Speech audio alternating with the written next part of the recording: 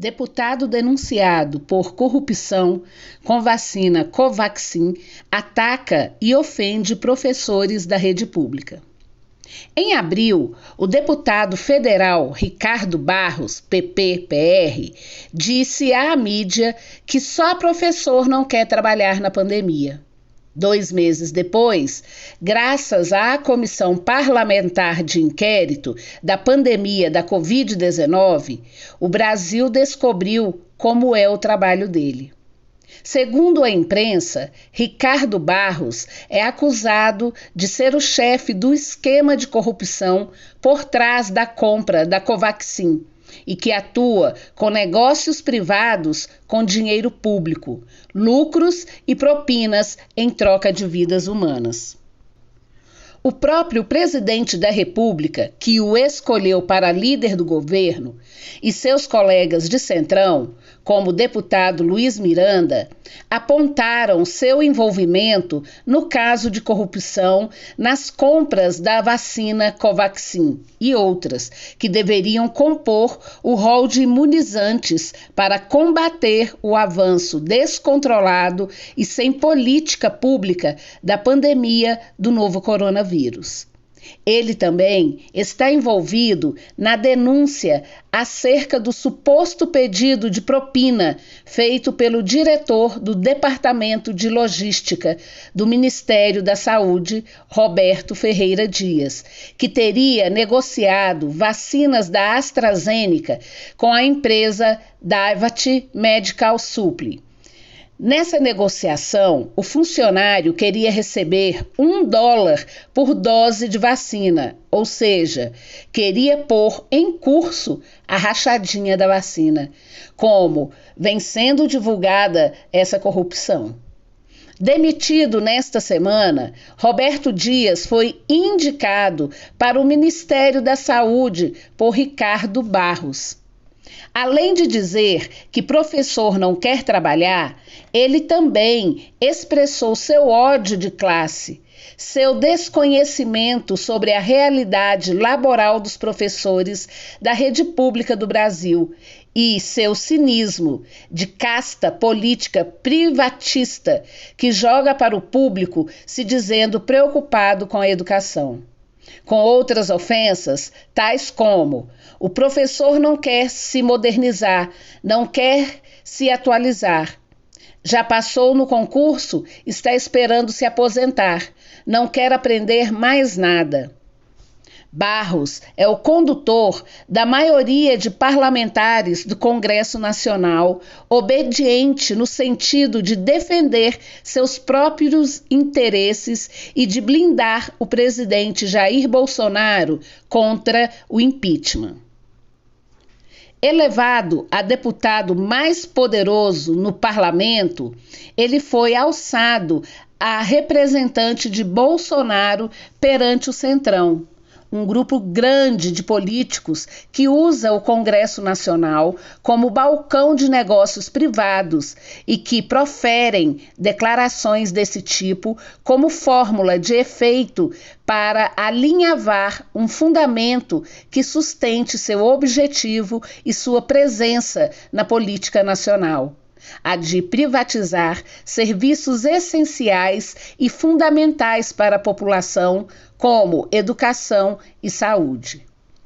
Ele é um dos grandes apoiadores da PEC 32/2020, ou seja, faz parte do grupo de políticos que trabalha para o desmonte do Estado Nacional por meio de reformas à Constituição entreguistas que transformam o Brasil em neocolônia de países ricos e de empresas multinacionais.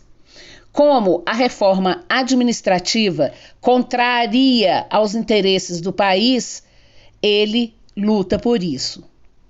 O Simpro-DF tem explicado sistematicamente, com comprovações, que o objetivo dessa reforma é justamente acabar com a estabilidade para dar aos políticos semelhantes a ele o poder de perseguir, demitir e até assassinar servidores que denunciam falcatruas com dinheiro público. como essa corrupção com a compra da vacina Covaxin e outras, e transformar os cargos públicos em objeto de lucro. Pandemia ampliou a jornada de trabalho dos professores. Ricardo Barros é desses parlamentares eleitos em 2018 que querem desqualificar os servidores públicos para justificar seus crimes e, ao mesmo tempo, privatizar a administração pública. Para ele, é importante esconder, por exemplo, a intensificação absurda que os professores da rede pública de ensino brasileira foram submetidos desde o primeiro dia da pandemia. Uma pesquisa do Sindicato dos Professores do Estado do Rio de Janeiro confirma essa intensificação e vai mais além. Constata e denuncia a uberização, youtuberização e vários outros tipos de precarização do trabalho docente. Dirigida pela professora e diretoria da ASDUERJ, Amanda Moreira, o levantamento identificou a intensificação que acontece na vida do professor por causa dessa imbricação que ocorre entre vida e trabalho. Essa não separação de casa e trabalho e, ao mesmo tempo, um aumento considerável da jornada. A gente já vinha identificando no nosso movimento docente, nas plenárias, nas assembleias, e a gente resolveu fazer a pesquisa para ter, de fato, esses dados, afirma. Doutora em Educação, Amanda é pesquisadora na UERJ, do tema da precarização do trabalho docente no Brasil em todos os níveis, incluindo aí a educação básica.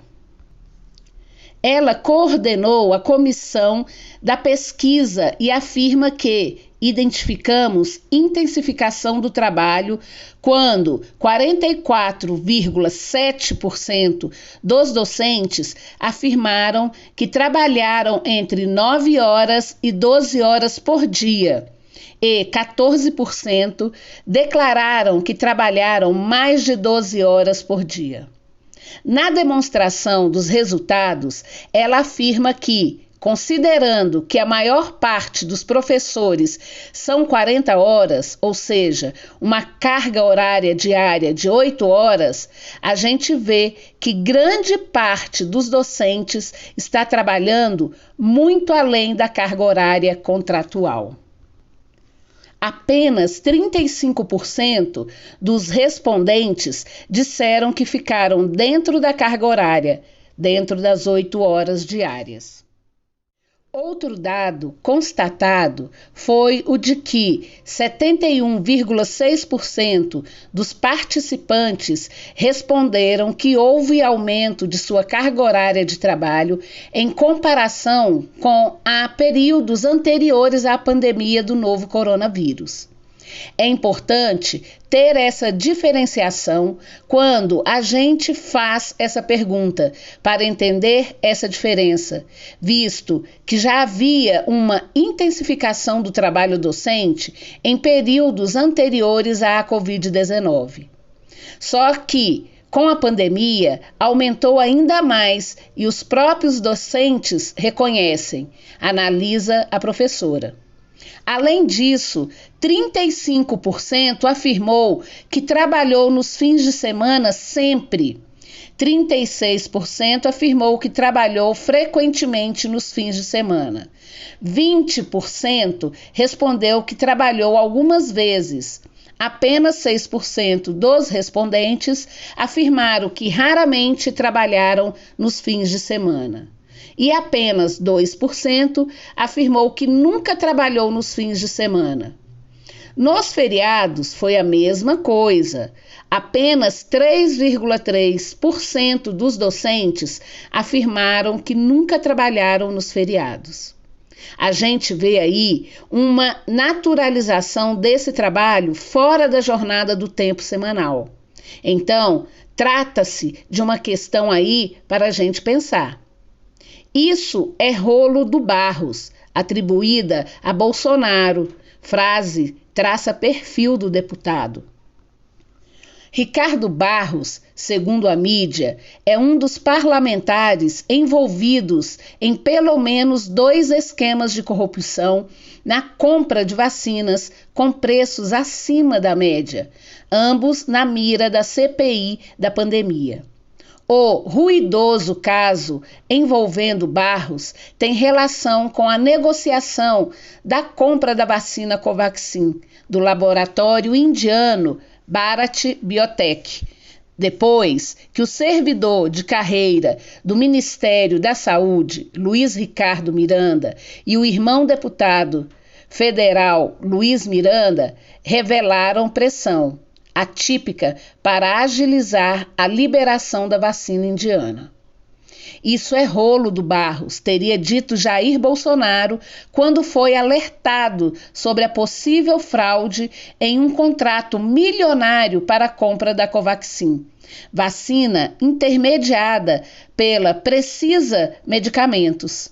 A Precisa pertence a Francisco Maximiano, nome próximo ao deputado desde que dava seus primeiros passos na política em Maringá, cidade onde seu clã domina o espaço político.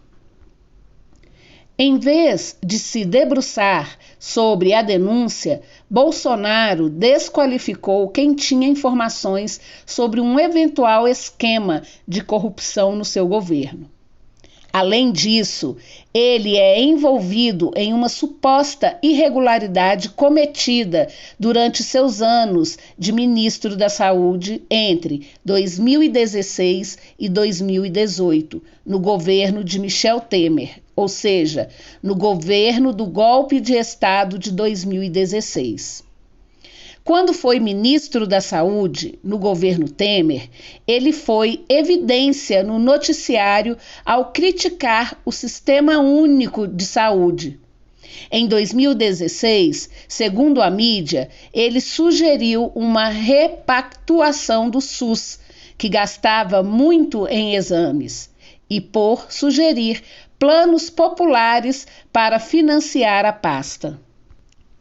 A mídia diz ainda que, em fevereiro deste ano, colocou novo veneno à sua retórica ao sugerir enquadrar a Agência Nacional de Vigilância Sanitária, Anvisa, em entrevista concedida ao jornal O Estado de São Paulo, após insinuar que a agência não estaria agindo com a celeridade devida e estaria fora da casinha. Também andou ofendendo e desafiando o Poder Judiciário. O Ministério Público Federal o acusa de ter beneficiado a Global Gestão em Saúde, quando ele era ministro no governo Temer. A empresa ofereceu o menor preço, mas não entregou os medicamentos que seriam destinados a pacientes com doenças raras. O governo federal desembolsou 19,9 milhões e até hoje os remédios não chegaram às prateleiras. O caso, que ganhou o noticiário entre 2016 e 2018, tem forte contorno na atual crise, uma vez que Maximiano é sócio tanto na Global como na Precisa, empresa-alvo da CPI da pandemia, na qual os irmãos Miranda apontaram Barros como a autoridade que estaria fazendo pressão para o governo dar celeridade ao contrato, mesmo, segundo ele, diante de irregularidades. Em 2020, o Ministério Público do Paraná cumpriu na manhã de 16/9, em Maringá, um mandado de busca e apreensão no escritório dele. O parlamentar é acusado de receber 5 milhões em propina para intermediar negócios ligados à Companhia Paranaense de Energia. De acordo com o Grupo de Atuação Especial de Combate ao Crime Organizado do MP, as investigações contra Barros envolvem fraudes na contratação de energia eólica. Os fatos começaram a ser apurados com base na delação premiada da empreiteira Galvão Engenharia.